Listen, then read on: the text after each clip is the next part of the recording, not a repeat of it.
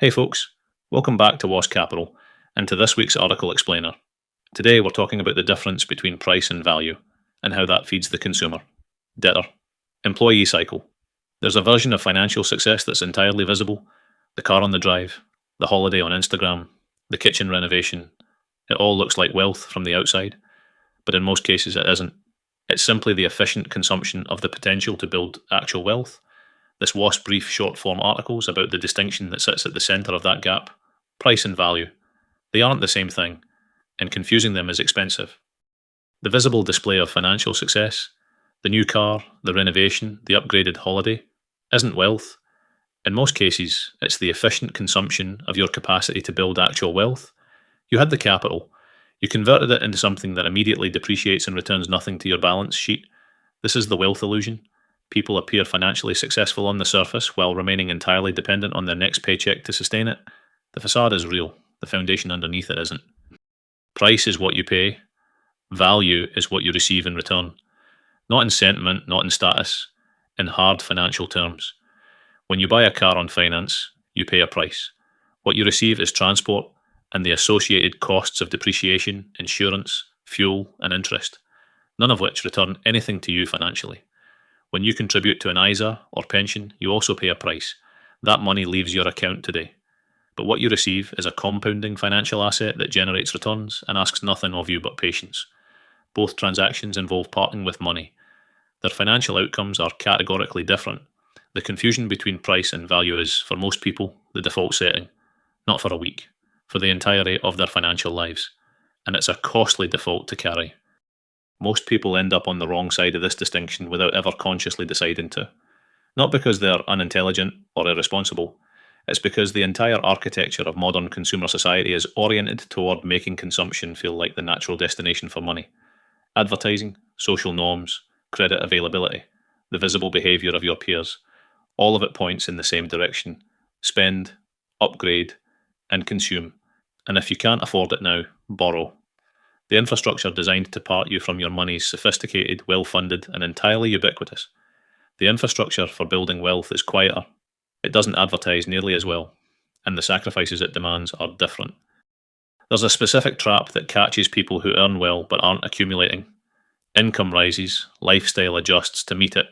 Spending expands to absorb the additional money without any conscious decision being made. A better car when the lease expires. A holiday that costs more than last year's.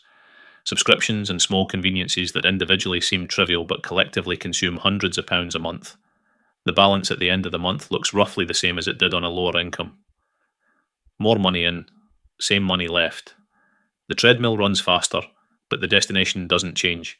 This is lifestyle inflation, the comfortable, socially validated experience of looking financially successful while the underlying position stagnates, or in many cases, declines.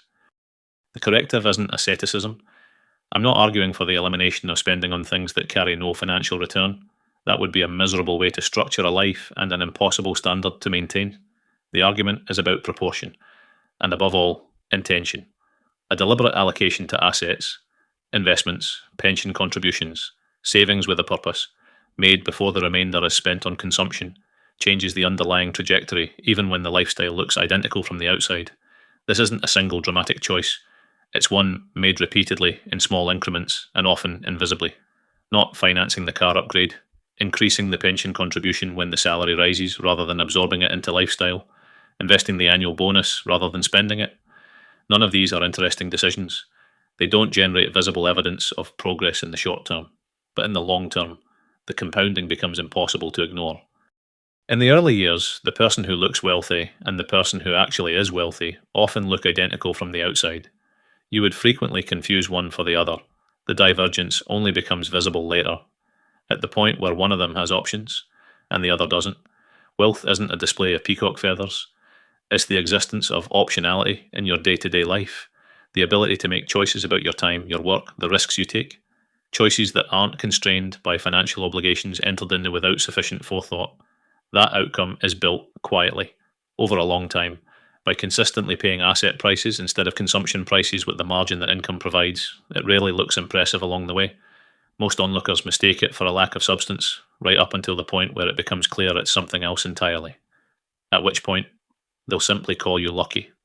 Price is what you pay. Value is what you receive in return. Pure consumption has a cost and no financial return. Asset acquisition has a cost and a compounding financial return. The wealth illusion is built on the first. Genuine financial independence through optionality is built on the second. As the Grail Knight put it, you must choose, but choose wisely. The gap between looking wealthy and being wealthy is determined, over time, by which one you consistently choose. The full article is linked below so you can read or listen on Substack. Until next time, stay safe out there. Was.